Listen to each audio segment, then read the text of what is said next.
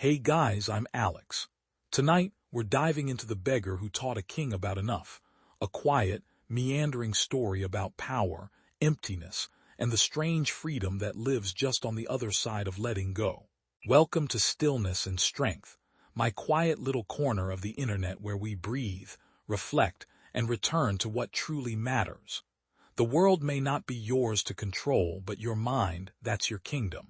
So before you get comfortable, take a moment to like the video and subscribe, but only if you genuinely enjoy what I do here. And let me know in the comments where you're listening from and what time it is where you are. I love knowing who's on the other side of this quiet night. Now, dim the lights, maybe turn on a fan for that soft background hum, and let's ease into tonight's journey together. You are a king, but not the kind who sits content on his throne, satisfied by what he governs. No, you rule restlessly. Your palace gleams, your army obeys, your enemies fear you. And yet at night, there's that familiar feeling again. A quiet hollowness under the ribs, a soft ache behind the victories, the kind of emptiness that gold can't fill. It starts as a whisper, not from your advisors, not from your enemies, but from somewhere within. It says, this is not it. There must be more. The crown is heavy tonight, though not because of its weight. It's heavy with questions, heavy with the feeling that you've spent years climbing a ladder leaned against the wrong wall. Is this what power feels like? Constant vigilance, secret dread, a throne surrounded by locked doors and tired smiles. That morning, you rise before the sun, not out of discipline, but because sleep won't hold you. You pace the stone corridors, your footsteps the only sound.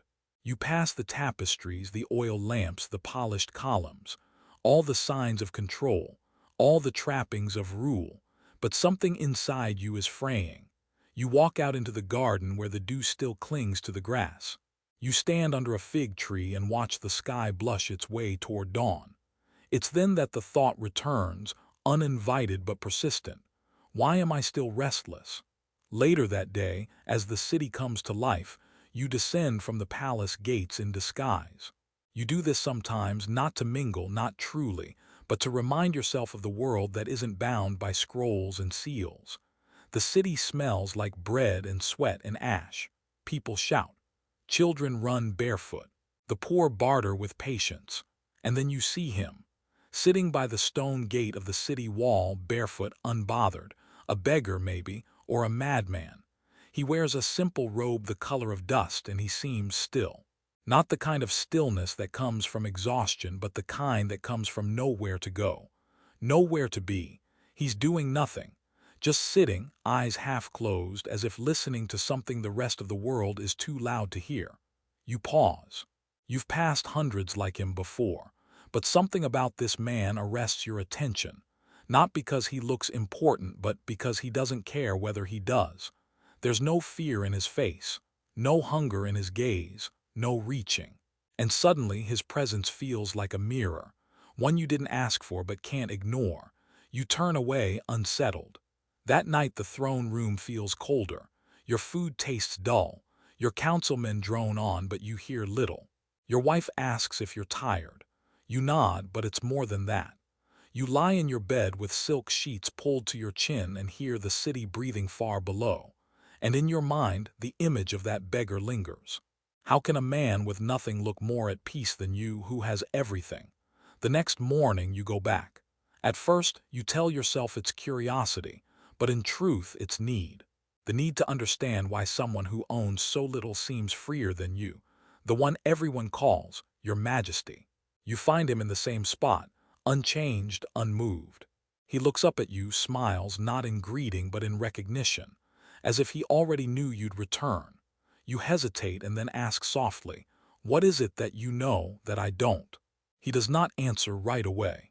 His eyes are kind, but he does not flatter. His silence is not evasive, it's deliberate. And then he says, with a voice like still water, "You've mistaken abundance for peace. They are not the same." The words ripple through you like a chill wind. You are not used to being spoken to like this, plainly, without deference. But strangely, it doesn't offend you. It disarms you. You sit down beside him on the stone ledge. For a while, neither of you speaks. Birds call in the distance. Somewhere a bell rings. The city, unaware of this quiet meeting, keeps moving, and you begin to wonder, what if the freedom you seek isn't found in adding more, but in needing less? What if peace doesn't come when the world bends to your will, but when your will bends to the rhythm of life? What if this man, this beggar, is not poor, but rich in a way you've never known? You lean back and close your eyes just for a moment. The stone beneath you is cool. The air smells of dust and sun. And for the first time in a long time, you breathe not as a king, but as a man. You return again the next day, this time with less hesitation. No longer in disguise, yet no guards follow you. Something in you knows they are unnecessary here. The man at the gate poses no threat, and somehow, that is what makes him most powerful. He's seated just as before, his robe dusty, his presence clean. You wonder if he's been here the whole time, or if he simply appears when needed, like water when one begins to thirst. He nods, as if continuing a conversation you've both forgotten how to end. You sit again, closer this time, brushing a few crumbs off the ledge before settling in, and you ask the question more plainly. What makes you so calm, so unshaken? The beggar exhales, as if he's heard this question in many forms across many lifetimes. Then he speaks, with a clarity that carries no effort. Because I own nothing that can be taken. You blink, it's a riddle, but not one that wants solving. It wants sitting with. He continues, no title, no coin, no reputation to defend, no legacy to preserve. What could I lose? You think of your throne, of treaties inked and broken, of the endless calculus that is rule, of your fear, always your fear that something might slip, crumble, be undone. He has nothing, and yet, no fear. This unnerves you more than if he had insulted your kingdom. You watch him for a while, the way his gaze lingers on passing clouds, not with longing but with companionship. The way his spine rests naturally upright, not rigid, not slouched, as though the earth itself holds him without force. He does not check his time. He does not look over his shoulder. He is not waiting. And suddenly you wonder, when was the last time I was not waiting for something? Waiting for the council to finish, for a letter to arrive, for winter to pass, for the future to prove that all this matters. You're not afraid, you ask. The beggar turns, and now his eyes are not just gentle, they are curious. Afraid of what? Of losing, of dying, of being forgotten. He looks back toward the trees. I've already lost everything that isn't real, he says. And what's real cannot be taken by time. His words make no sense, and yet they feel true. There is no armor in his tone, no need to sound wise. He is simply telling you what he sees. You press your palms together, thinking. Your rings dig into your fingers. You wonder if your power has protected you, or simply built taller walls to defend what cannot last. A thought rises. He doesn't need the world to see him because he sees himself clearly. And you, do you even know who you are when the crown is off? You ask, do you not wish for more? He chuckles, soft and low, as if you'd asked a child whether the sky is not enough. I have the sun each morning, the wind each afternoon, the stars each night. When I'm hungry, I eat. When I'm tired, I sleep. When I grieve, I let myself grieve. What more should I ask for? You don't answer, you cannot. Because you, the ruler of lands, armies, men, have built an entire life around asking for more. And still, you feel poor. The beggar leans forward, scooping a pebble from the dirt and holding it between his fingers. He turns it slowly. This, he says, is the secret. Wanting is a fire. Feed it and it grows. Starve it and it goes quiet. You take the pebble from him. It is warm from the sun, plain, unpolished, like his words. Then what replaces the wanting, you ask? He smiles again, eyes soft. Peace. You want to say, that sounds boring, but something in you already knows that's a lie. You've had excitement, had novelty, had excess, and it has left you bone-deep tired. Maybe peace is not the absence of movement, but the presence of something truer. You glance at him again, this man with no name, no followers, no ambition, and you begin to understand something ancient. There is a freedom in not being needed by the world. He stands then, brushing off his robe. You'll return, he says, without command, just knowing. And you nod, not because he expects it, but because you already feel it. You rise too, and without a word you both walk your separate ways. But that night when you undress in silence, you take off not just your robe and rings, but a layer of expectation you didn't know you wore. And you sleep not long, not deeply, but honestly. You do not dream of conquest. You dream of a small fire, a cold stone seat, and a man who has nothing and is somehow whole. And before sleep fully claims you, a single question floats to the surface of your thoughts. What is the true cost of always wanting more? You return a third time. By now, there is no pretending this is a royal errand, no rationalization of strategy or diplomacy. You go because you need to, not because it serves your rule, but because it speaks to something more personal, more primal. The beggar is there just as before, still, as if the world moves around him while he simply observes, untouched by the river of time. You sit down beside him, not across, not above, beside. The stone beneath you feels less foreign now. The air carries its usual mix of dust and olive leaves. You begin to notice things you never did before. The song of a bird overhead, the way the breeze curls around the gate, the warmth of your own breath. After a moment, you speak. Not in command, not with formality, just plainly. I keep thinking about what you said, you begin. That you own nothing that can be taken. He looks at you not with pride or pleasure, but with patience. And, he asks gently. You nod slowly. And I wonder if I've built my life entirely around the opposite. There, you've said it. You expected guilt, or fear, or some kind of collapse, but all you feel is relief, like loosening a belt after a long meal. A little uncomfortable, a little exposed, but necessary. The beggar doesn't pounce on your confession. He simply waits, the way trees wait for rain. And then you ask the question you can no longer avoid. What do you have that I don't? The words land with a strange softness, like falling leaves. You expect an answer, something direct, maybe poetic. Instead, the beggar looks down and pulls from his side a small wooden bowl. It's nothing. Worn. Barely carved. Not even symmetrical. He holds it up. This, he says, is my bowl.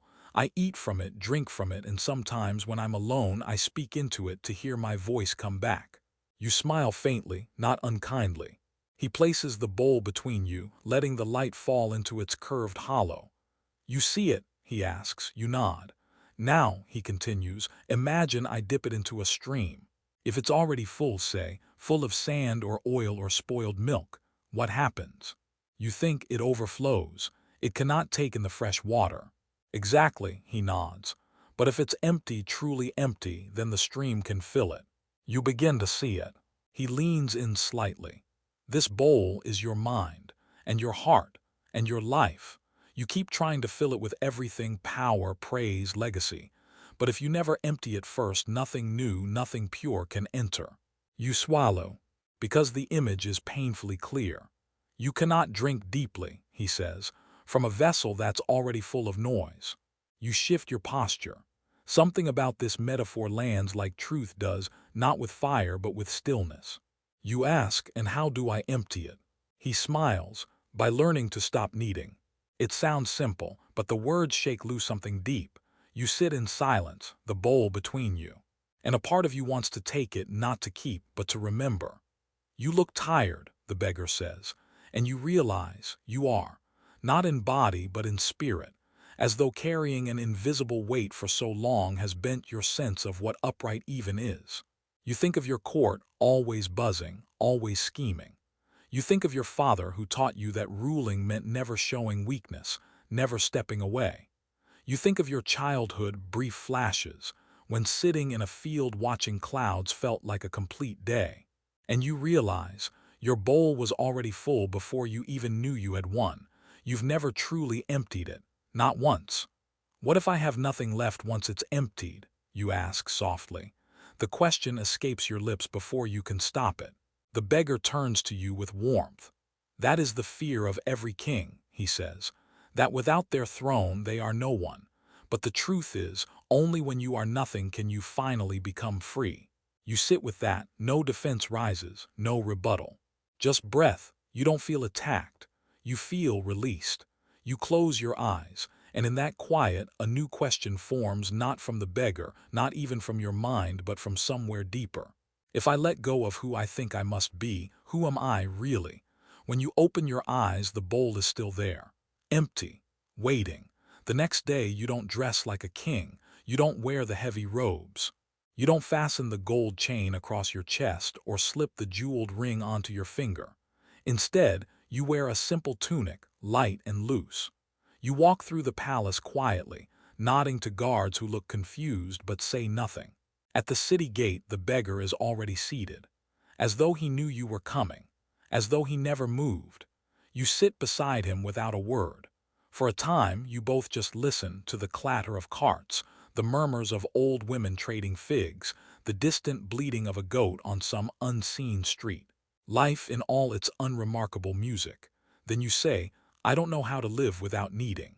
The beggar nods, because you've mistaken needing for being alive. You tilt your head unsure. He explains. Since childhood, you've been taught that desire gives you motion, that ambition is noble, that striving makes a man worthy. You think of tutors with stern mouths and kind eyes, of the first time someone clapped when you learned to read, the rush of pride, the first time someone bowed low to you and it felt intoxicating. All those subtle rewards, they shaped you. He continues, but tell me, have all your efforts made you feel more whole? You shake your head. They've made me feel exhausted. The beggar smiles, and it's not smug, it's kind, a recognition smile. Effort is not wrong, he says. The Stoics would never tell you to sit idly while the world burns. But effort, if rooted in fear, becomes slavery. That strikes something in you. A thread, long tangled, begins to loosen. You remember the first war you ever led. How afraid you were, not of death, but of seeming weak. You won, but you never truly felt victorious. You just felt relieved that the illusion held, that no one saw through. What about duty, you ask?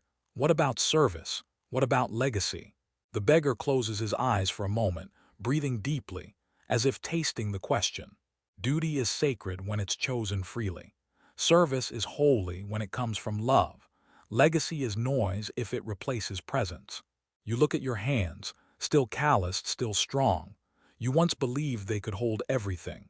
Now you wonder what they've dropped in the process of grasping. The beggar reaches down and picks up a dried olive leaf, curling and pale. Desire is like this, he says. It grows from the tree when the time is right, but hold onto it too long and it crumbles. It must fall when its purpose is done. You nod, not because you fully understand, but because some part of you recognizes the truth in it. Then something shifts.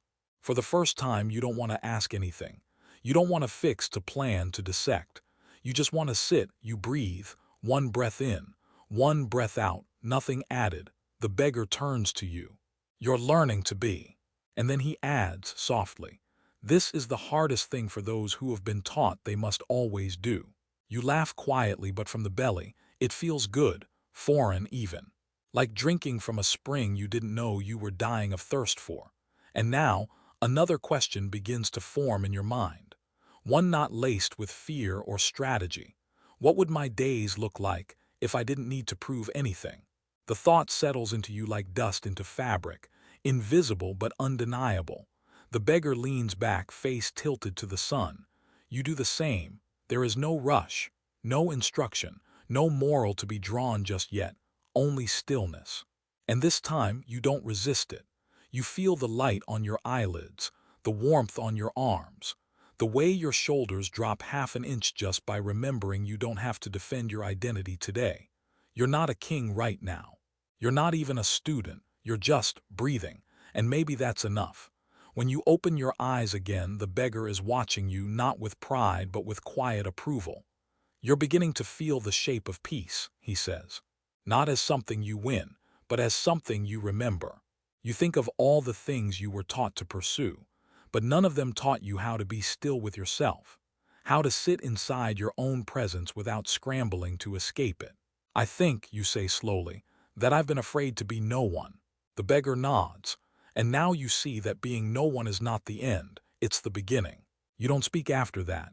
You both sit, watching the light shift across the stones.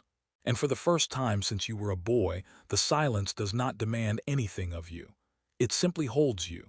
You walk slower now, not out of fatigue, but intention, as if your body has finally remembered that the world won't collapse if you take one breath between steps. The beggar notices, though he says nothing.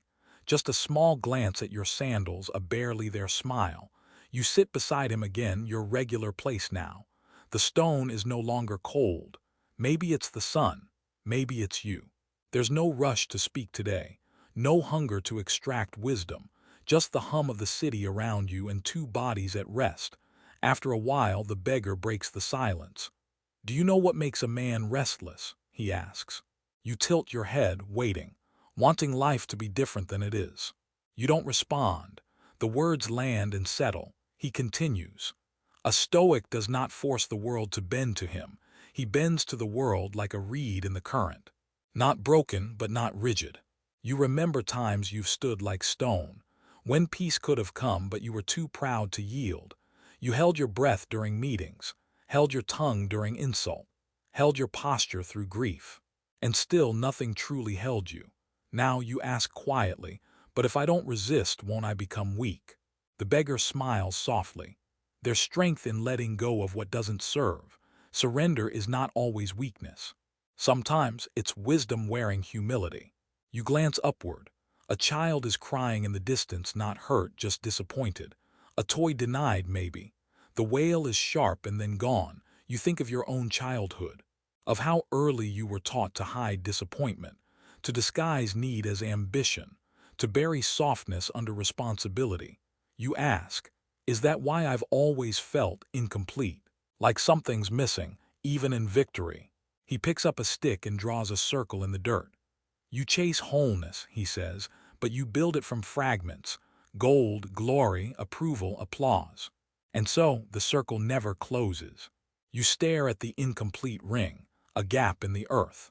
Then he adds, but peace comes not when the world is complete, but when you are complete with the world as it is. That idea that nothing has to change outside you shakes the very roots of your being. You've spent your life building, refining, correcting, conquering. Every problem a task, every emotion a signal to act. But this is not action. This is acceptance. He leans back against the stone. Epictetus taught, seek not for events to happen as you wish, but wish for events to happen as they do. You repeat it in your mind slowly. Wish for events to happen as they do. You imagine a day where that's true for you, where a delay doesn't trigger anger, where loss doesn't feel like punishment, where love doesn't have to be earned. And then you ask, but doesn't that mean I stop caring? The beggar turns to you.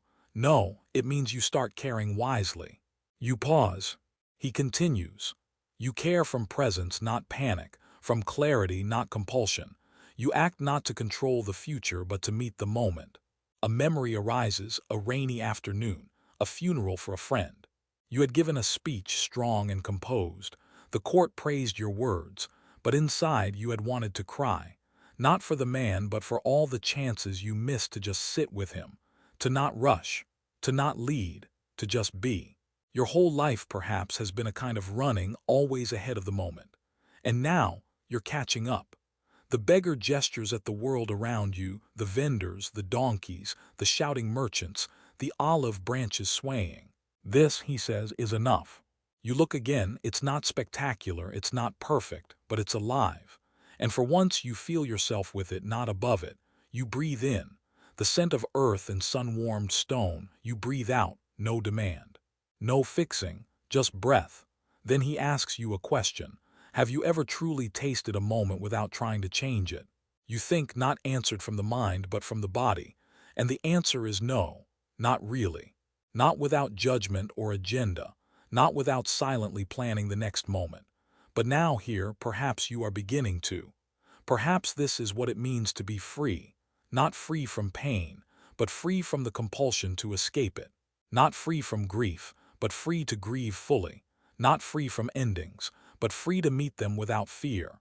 You look at the beggar, and you realize he doesn't possess answers like a merchant hoards coin. He simply is the answer by the way he sits, breathes, waits, listens. And for the first time, the hunger that brought you here begins to quiet, not because it has been fed, but because it has been understood. The sky is changing. It's that soft hour between sun and shadow when colors become richer, deeper, like emotions that surface only when the world stops watching. You sit beside him again, not out of habit now, but something closer to longing. Not longing for escape or even enlightenment, but for stillness. You realize this man, this beggar, is the only one in your world who expects nothing from you. Not reverence, not reform, not even conversation. And yet that very absence of demand feels like the most profound offering. You speak after a long silence. There's something unsettling about letting go. It's like walking into fog. He nods. It should be. You've lived your whole life by maps. Now you're being asked to feel your way. You remember maps, real ones and the mental ones. The plans, the goals, the outlines of a future shaped by conquest and duty. They gave you certainty. At least that was the illusion, but you never asked if the destination was worth the wear. What if I get lost? You ask. The beggar turns to you calm. Then maybe you'll finally stop running. The simplicity stings, like cold water on the skin. And in it something begins to shift. He picks up a pebble, turning it in his hand. Do you know what pain becomes, he says, when you stop calling it a mistake? You wait, a teacher. You think of all the pain you've pushed down. Personal losses you've never spoken of. Regrets turned into policy. Grief masked as decisiveness. No one ever told you pain could be listened to, only silenced or conquered. You glance at him. How do you listen to it? He places the pebble down, like you'd listen to a child who doesn't have the words yet. And suddenly you understand. Your pain isn't your enemy. It's your younger self knocking on the door. Not to ruin your peace, but to be welcomed into it. You breathe. He continues. A Stoic doesn't reject pain. He doesn't romanticize it either. He accepts it and investigates it, not with fear, with curiosity. You think of Marcus Aurelius, his journal, his doubts, his aching body. And still he led, but not from ego, from reflection, from a steady conversation with himself. How did you come to live this way, you ask? The beggar smiles. By losing everything I thought I needed. You wait, but that's all he offers. And strangely, it's enough. You start to see that wisdom isn't a set of conclusions. It's a way of standing in the unknown, alert, gentle, without flinching. Is that what freedom is? You ask. He nods. Freedom is not being untouchable, it's being unshaken. You look inward now. You begin to notice the quiet wars, the desire to be seen as wise, the craving to fix what others feel, the fear of being irrelevant. You watch these things rise, then fall. You do not engage. For the first time, you feel the faint outline of what the beggar calls inner freedom. And you wonder, what if I've spent my life fighting for an outer empire while letting my inner kingdom rot? The question doesn't hurt, it softens. You close your eyes, and for a while there is no king, no beggar, no lesson, no goal, only wind, only silence, only now. And this strange, startling truth: you are safe here, not because of who you are, but because you've stopped needing to be anything else. When you open your eyes, the beggar is standing. The first time you've seen him rise, he doesn't announce it. He doesn't break the moment. He simply begins walking. Then, after a few steps, he turns and gestures for you to follow. You hesitate. Something inside you clings to the stone, the comfort, the pattern, but you stand anyway, because peace isn't found in sitting forever. It's in moving without fear. So you follow, not with purpose, with presence. You walk through alleys you've never noticed before, not hidden, just overlooked, like the quieter parts of yourself that never made it into speeches or strategies. The beggar leads without leading. He turns when the path turns, pauses when the street breathes. It's not a journey exactly, more like a wandering with awareness. You feel lighter, not in body, in being. The silence between you is not empty. It's full of something that words would only shrink. Every step feels like a kind of listening. Finally, he stops at a crumbling wall near the edge of the city. Beyond it, the fields stretch out, not lush, not barren, just there, real. He sits, you sit too, And then he asks a question. Have you ever watched a thing die without needing to save it? You look out at a lone tree, branches dry, leaves curled, still standing. No, you admit, he nods. That's why you fear death. Not because it ends things, but because you've never trusted that endings can be complete without your control. A breeze moves through the grass, and you feel a chill. You ask, so how does a Stoic face death? He replies, by not pretending it's distant. That answer presses into your ribs. You've attended funerals, spoken noble words, promised legacy, but always from behind a wall of title, of ritual, of distraction. Now something quieter enters you. You imagine your own death, not as tragedy, not as judgment, just as an event, like winter, like dusk, a part of the cycle that you don't get to time, and for once it doesn't feel cruel, it feels clean. Seneca said, the beggar offers, it is not that we have a short time to live, but that we waste much of it. You whisper it back, slowly, letting the syllables sink in. You've wasted time, not with idleness, with endless becoming, with striving to be what already existed inside you, quietly waiting. You've lived like life was a debt, the beggar says, owed to everyone but yourself. That truth is not a wound. It's a release. You watch a small bird land on the wall, then flit away. No need to stay, no fear of leaving. The beggar continues. The Stoic doesn't resist mortality. He lets it clarify what matters. You ask, so what matters? The beggar gestures toward the earth. This breath, this view, this silence, the love you give without needing return. It's disarming. You thought wisdom would be grand, towering, something to chase. But this, it's so simple it almost embarrasses your intellect. A flower wilting with dignity, a conversation without performance, a quiet man who sees the world as it is, not as a problem to solve. And now you understand what he meant by enough. Enough isn't scarcity, it's sanity. It's realizing you don't have to drag every moment into greatness for it to be worthwhile. It's trusting that the present, even when imperfect, is complete. You look at the beggar and ask, is there anything you still long for? He considers, then says only what arises naturally, a warm fire when it's cold, a kind word when I've fallen, but not from demand, from invitation. You sit with that.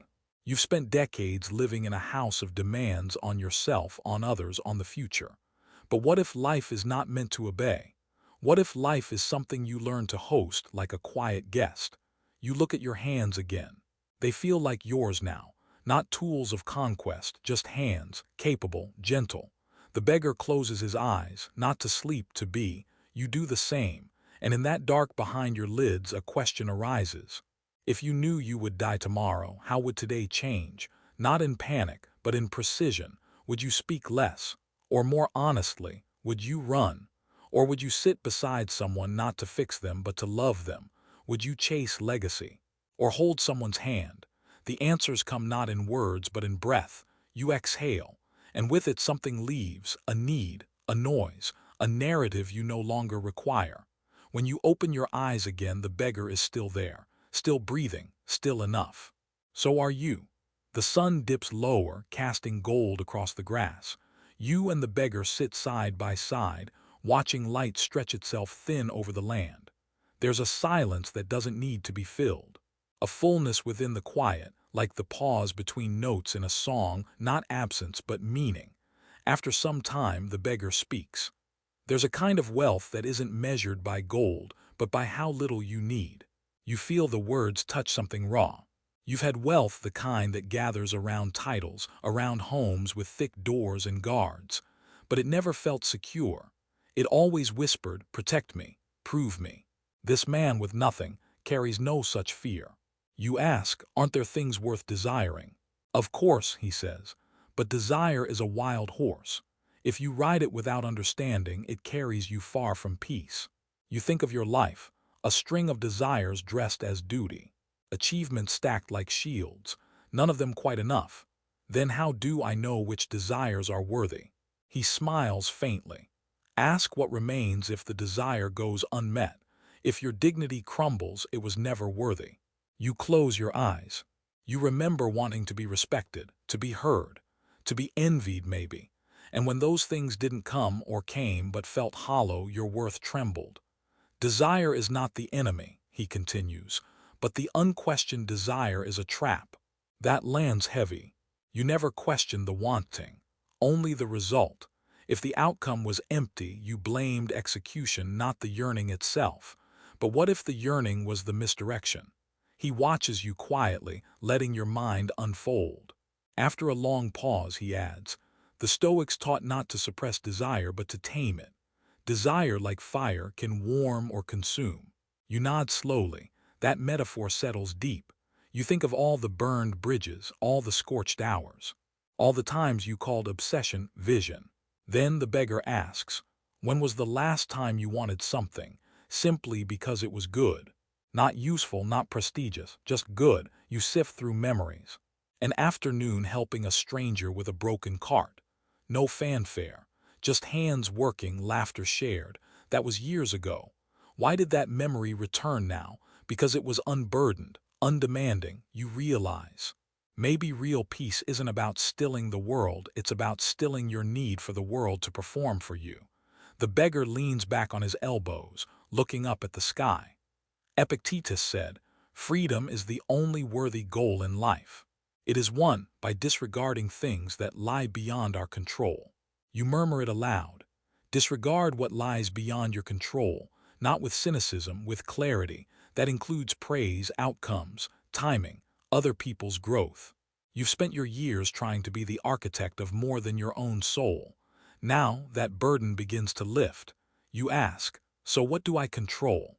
The beggar looks at you warm. Your choices, your attention, your response. So little, and yet so much. You begin to understand that enough isn't a place you arrive at. It's a perspective you choose. It's what happens when you stop asking life to be more and instead ask yourself to be with it. You look back toward the city. The noise has softened, or maybe you've changed. The beggar stands and begins walking again. You follow, no longer needing a reason. You pass a young woman carrying water, a boy chasing a wheel with a stick, an old man lighting a lantern. None of them look twice at the beggar or at you, and for once you don't feel the need to be noticed. You're not diminished, you're just at peace. He stops at a well and draws water. He offers you some in a wooden cup, cracked, clean. You sip. It is cold, simple, enough. And for a moment you feel it fully. There is nothing missing in this moment, not because it is grand, but because you are finally present within it. And quietly, like a truth that doesn't need to be spoken, you begin to realize the beggar has not been teaching you how to live like a king. He's been showing you how to live without needing to be one. You sleep under a sky that does not care who you are. The stars are not impressed by titles. The moon doesn't bow. And yet, in their indifference, you find a strange kind of comfort, a place beyond judgment, beyond striving. The beggar sleeps with ease, curled like a leaf that trusts gravity. You, not quite asleep, watch him. There's something in his restfulness that unsettles you. Not because it's odd, but because it reveals how restless you've been, even in sleep.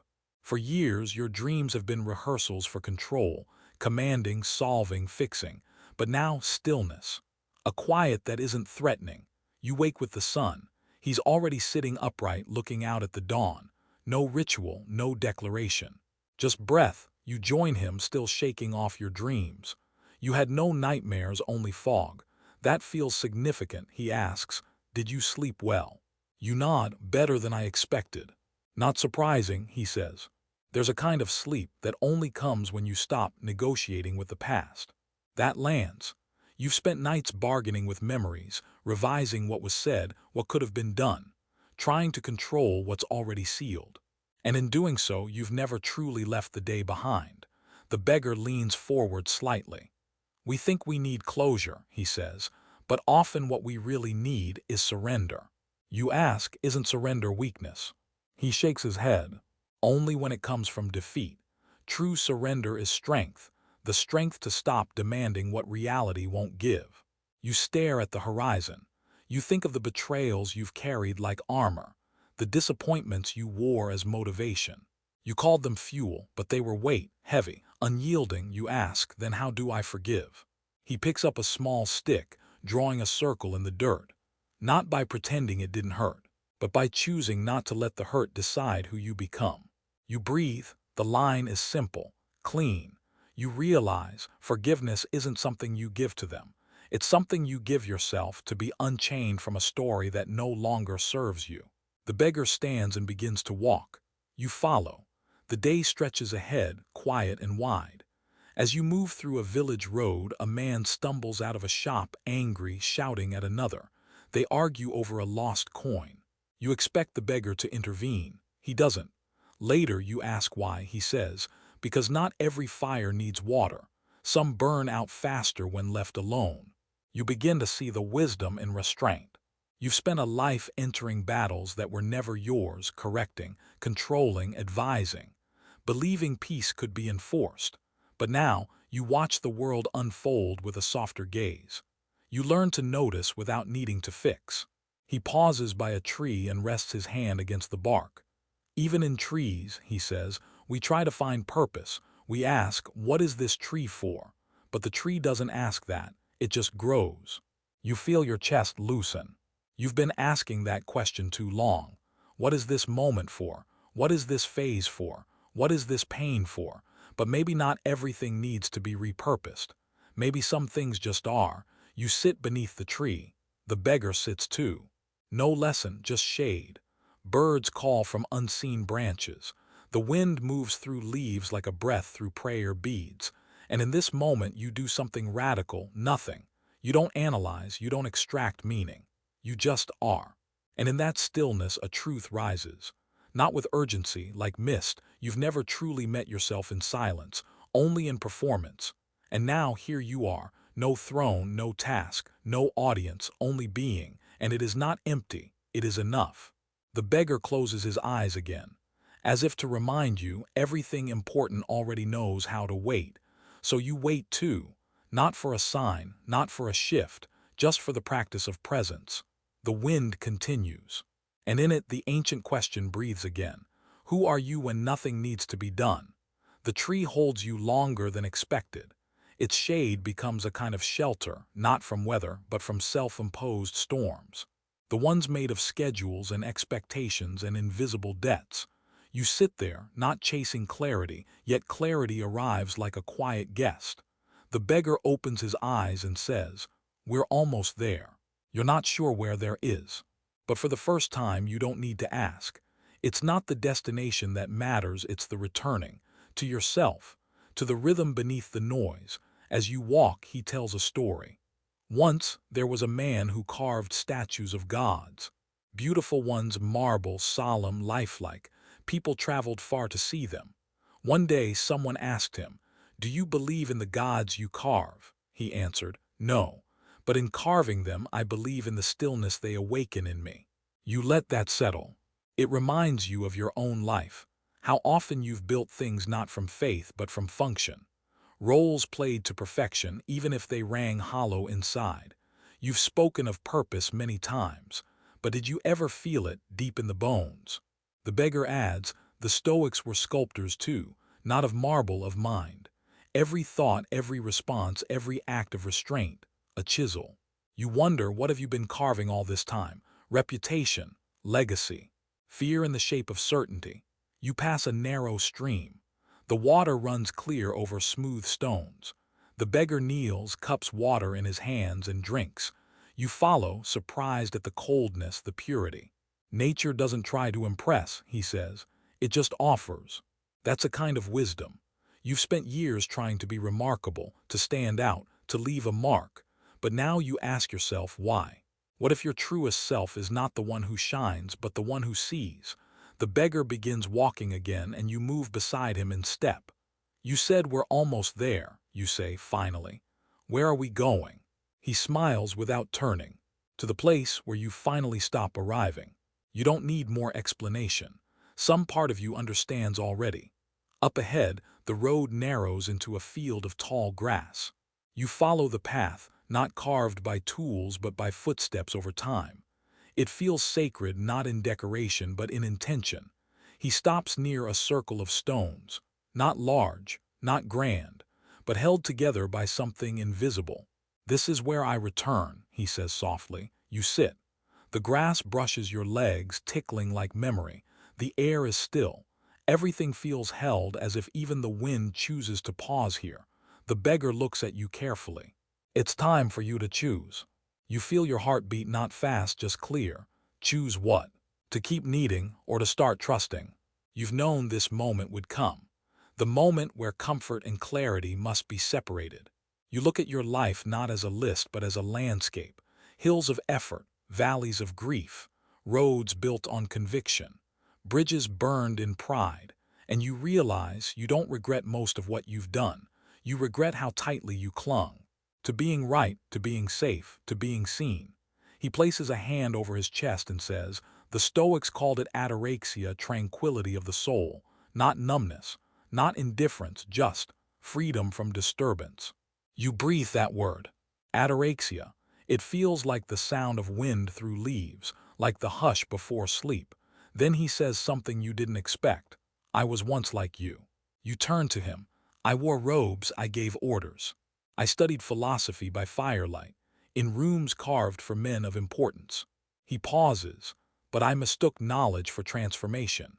Wisdom doesn't enter through the mind, it enters through surrender." You feel something crack, not pain, just the release of pressure. You ask, "And when did you know it was time to leave all that behind?" He smiles. "When I realized the crown on my head kept me from bowing to what truly mattered." You're quiet for a long time. Then you ask the question that's been forming for days. "Am I still a king if I walk away from the throne?" He looks at you gently. "You're only ever a king when you no longer need to be." The sun climbs higher, you sit with that. And you understand, finally, that this journey was never about answers. It was about softening, about seeing, about setting down what never truly belonged to you. In the wind, the old question returns, more tender now. Can you be at peace with who you are, even if no one ever claps? You don't rise immediately. The beggar has gone quiet again, his presence more felt than seen. And somehow, the silence feels like an answer to a question you hadn't yet formed. You let your fingers brush the grass. You feel each blade warm from the sun, yet cool underneath. So ordinary, so alive. You wonder, how long have I overlooked the sacred hidden in the simple? The beggar's voice returns, almost a whisper. To those who hurry, everything seems incomplete. You smile without meaning to. You've hurried so much, chasing wholeness as if it lived in a future you hadn't yet earned. But what if the problem wasn't that you were missing something, only that you were moving too fast to notice what was already there? He stands again, slowly. You follow, not because you must, but because you want to. The difference is subtle but profound. There's no weight in your step, only presence. You walk without urgency. And in that pace, your senses begin to stretch open. You hear the creak of branches, the rhythm of your own breathing, the buzz of something tiny weaving through the air. It feels like you're finally tuning into the world, not as a ruler, not as a strategist, but as a witness. The beggar says, "Most people try to master life as if it's a battlefield. But life isn't an opponent. It's a mirror." You tilt your head. He adds, "The more violently you approach it, the more distorted your reflection becomes." That touches a deep, quiet place in you. You think of the years you pushed for results, for respect, for permanence. You thought strength meant impact. But now you see, strength might mean the ability to receive without grasping. You ask, "But what about ambition? Is it wrong to want to improve things, to change the world?" He nods thoughtfully. "Improvement is natural, even trees reach upward. But they don't strain, they don't conquer the sky, they just grow." You walk in silence again, letting the words settle like dust on stone. And then you realize, ambition isn't the problem. Attachment to outcome is. Because once you need things to unfold in a certain way, your peace becomes conditional. Your mood gets leased to external forces. And so, for the first time, you ask yourself, what if my ambition was to remain inwardly free, no matter the outcome? A breeze passes through the field, lifting the edge of your sleeve. It feels like agreement. The beggar stops near a crumbling stone wall. Beyond it, a small garden blooms wild, untended, yet thriving. Who tends this, you ask. No one, he says, it grows anyway. You lean on the wall, watching bees hum from flower to flower, not in any hurry.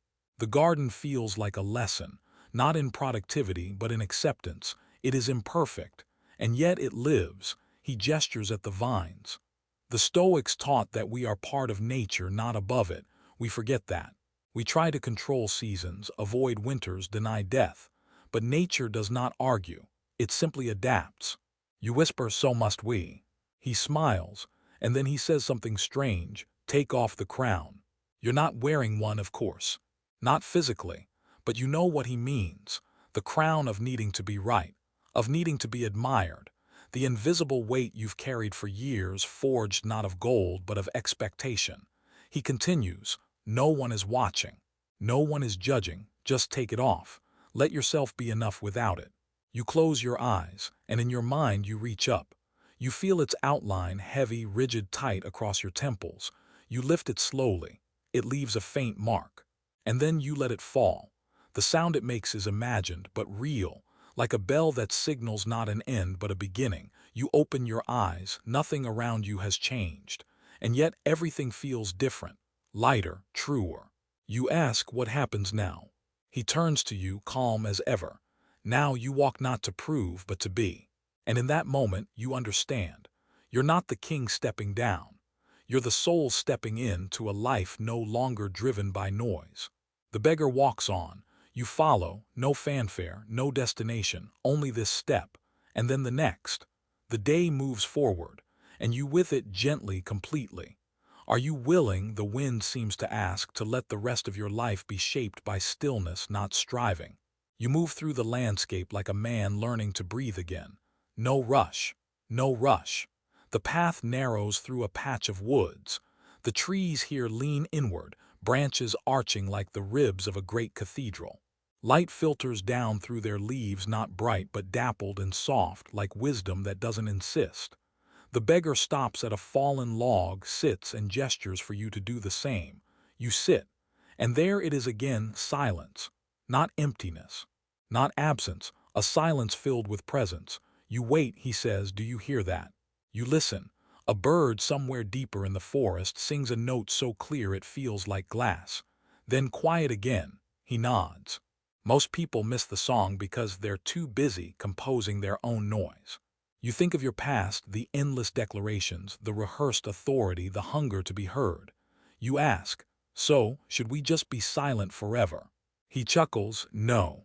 But we should speak from stillness, not from fear. You nod, that lands. You've spoken from fear many times. Fear of being irrelevant, fear of being misunderstood, fear of being small. And yet here in this hush you realize.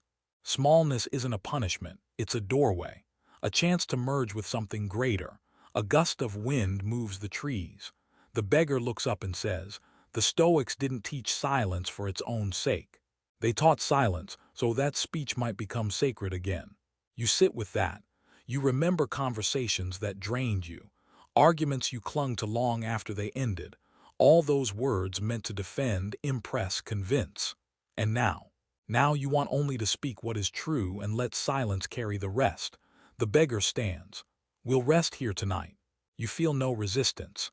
The ground, though uneven, feels welcome. You help him gather sticks, and together you build a small fire. No ceremony, just breath and movement and presence. As night falls, the flames dance gently, flickering against your face. He says, many think enlightenment is about gaining something, but it's more about losing illusions, masks, expectations.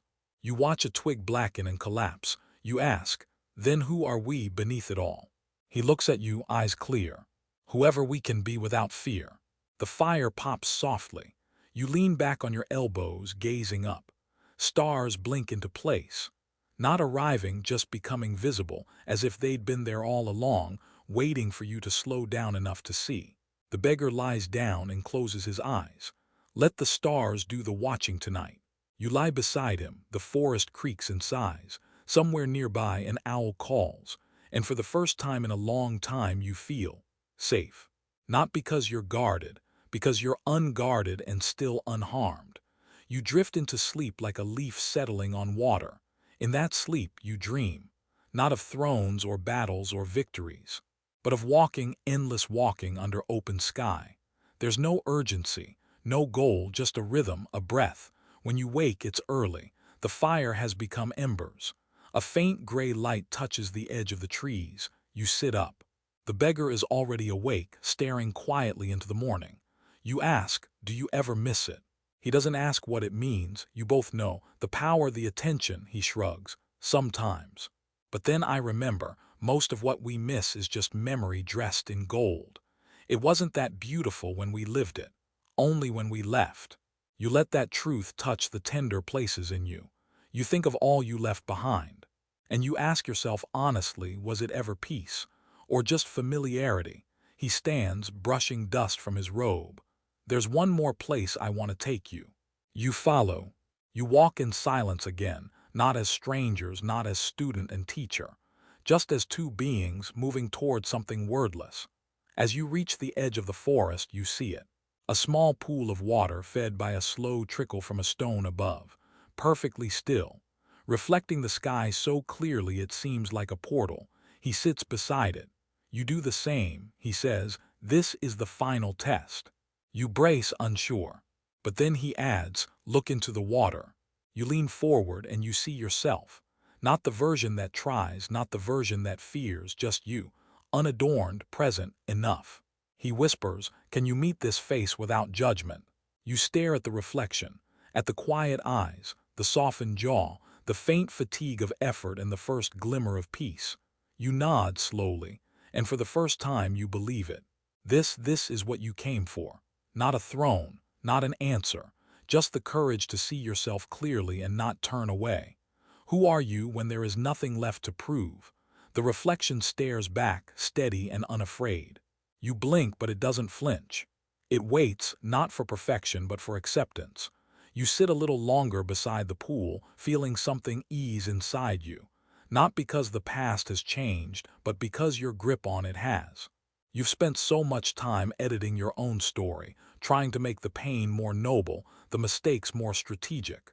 But now you see that even the jagged pieces were necessary.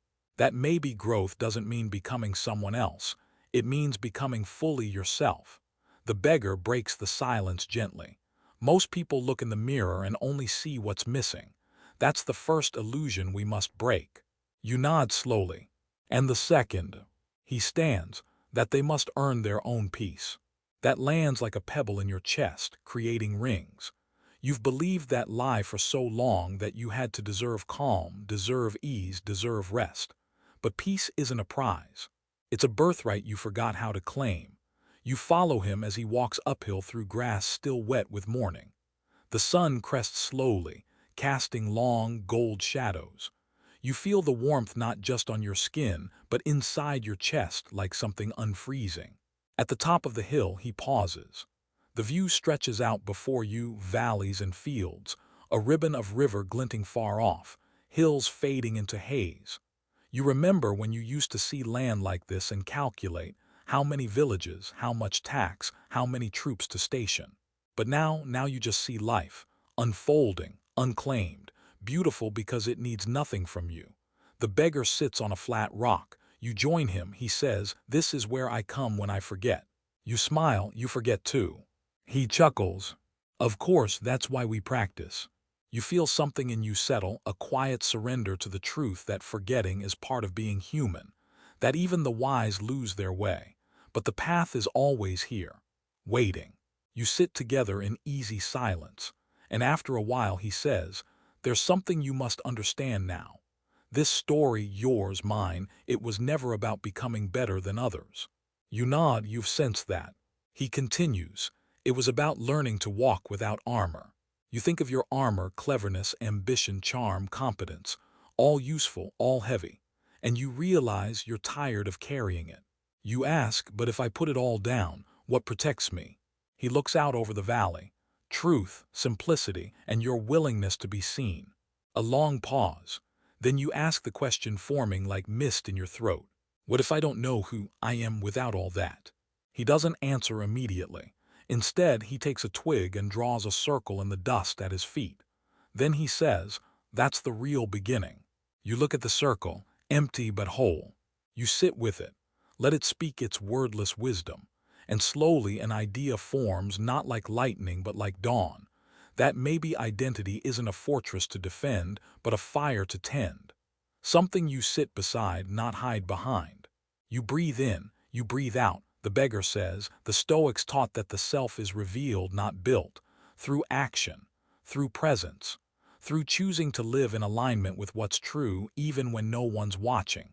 You think about all the times you've twisted yourself to be admired, to be loved, to be enough. And now you ask yourself, what would life feel like if you didn't need to perform anymore? You picture that life. The quiet mornings, the unhurried meals, the honest no's and wholehearted yeses. A life where stillness isn't stolen in scraps, but cultivated in every breath. The beggar says, most kings lose themselves trying to hold a kingdom together, but you have the chance to let your kingdom dissolve into presence. You turn to him, and what happens after that? He smiles. You become the kind of person who doesn't need to ask.